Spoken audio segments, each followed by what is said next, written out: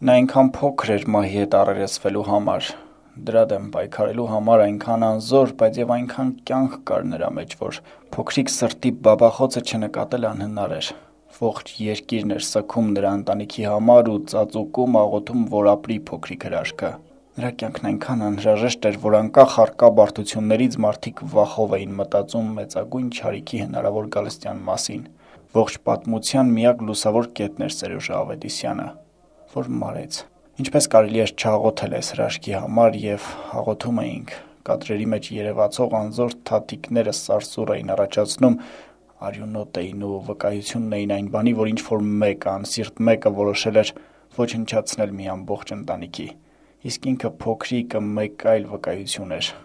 Ուներ մեկ այլ առաքելություն ապրել, բայց չկարողացավ, գուցե որովհետև մենակ էր, որովհետև 7-1 էր դարձել, իսկ չարաճճի փոքրիկ իր հարազատներին էր ուզում։ Սերոժ Ավետիսյանը չկա, փոքրիկը չկա, հրաշքը, լույսը, սերը չկա։ Նա այնքան փոքր էր հասկանալու համար, որ իր մահով կցավեցնի բոլորին, անխտիր բոլորին։ Գուցե նա իր հարազատ Մերիկին էր ուզում։